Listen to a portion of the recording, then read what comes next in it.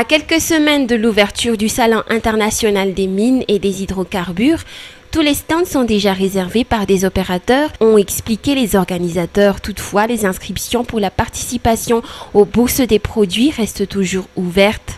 Oui, effectivement, donc le Salon international des mines et des hydrocarbures qui se déroulera du 6 au 8 mai 2011 au Centre de conférence internationale à Ivat.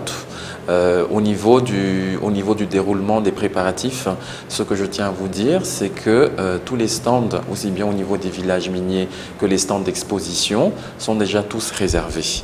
Malgré cela, il faut quand même préciser que les inscriptions au niveau des bourses des produits, c'est-à-dire bourse des matières premières, et la bourse des produits, c'est-à-dire l'espace B2B, sont encore ouvertes.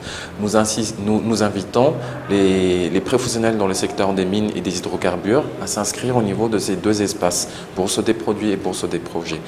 Pour cette première édition, le Salon international des mines et des hydrocarbures ouvre alors la bourse des produits ainsi que la bourse des projets aux opérateurs pour qu'ils puissent vendre des produits ou rencontrer des partenaires. La bourse des produits est un espace où les détenteurs de substances minérales peuvent vendre leurs produits.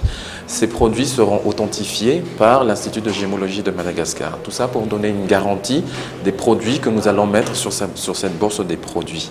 L'espace B2B ou l'espace bourse des projets permet au fait à tous ceux qui ont des projets et qui sont en recherche de partenaires techniques et financiers de rencontrer ces partenaires techniques et financiers. Ces partenaires techniques et financiers, ce sont ceux qui ont la capacité, aussi bien technique que financière, de faire développer l'activité de ceux qui ont des projets, aussi bien en termes miniers qu'en termes pétroliers. D'après toujours les explications des organisateurs, ce salon verra la participation des sociétés multinationales, des professionnels du secteur minier et pétrolier, ainsi que de plusieurs opérateurs miniers et pétroliers.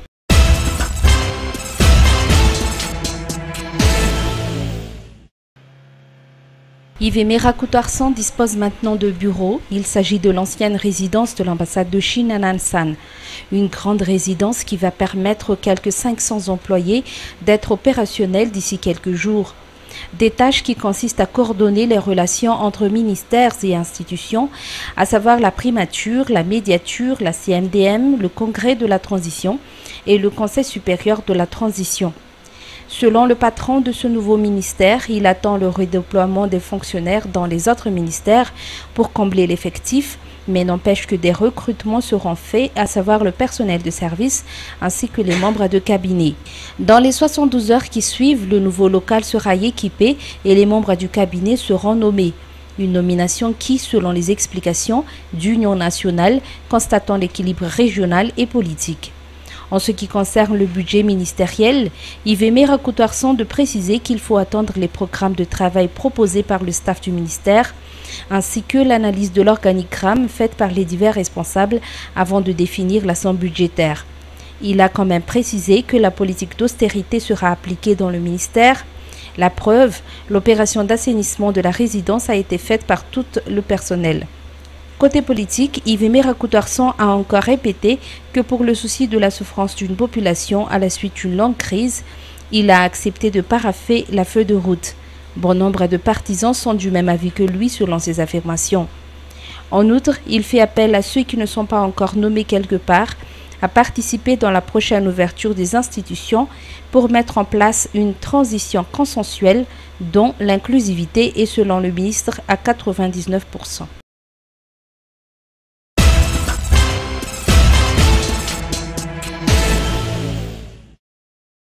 Cela fait 57 ans que les héritiers Razaf Tsara Victoire et ceux de Razaf Maïev ont été privés de leurs droits de propriété sur leur terrain mesurant 30 hectares 15 arts et 35 centiages.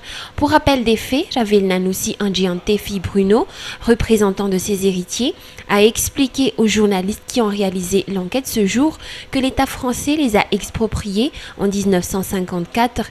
43 ans plus tard, les héritiers de ce dit terrain ont déposé une requête auprès de l'État malagasy de recéder et remettre la propriété aux ayants droit. Une ordonnance de rétrocession leur a été remise le 11 février 2005. Un autre litige est cependant apparu car une société de téléphonie a prétendu être le propriétaire du dit terrain qui a fait l'objet de litiges. L'affaire a été portée devant le tribunal au niveau de la première instance, de la Cour d'appel et de la Cour de cassation. La décision d'un des juges de cette affaire, favorable à la société de téléphonie, a renvoyé l'affaire pour être de nouveau jugée.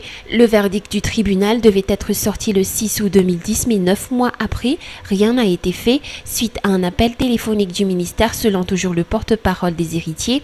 La garde des Sceaux, ministre de la Justice, a émis un point de vue sur ce vieux litige en affirmant, d'après un quotidien local, que seule la détention d'un titre en bonne et due forme constitue la preuve matérielle qu'on est propriétaire d'un quelconque terrain.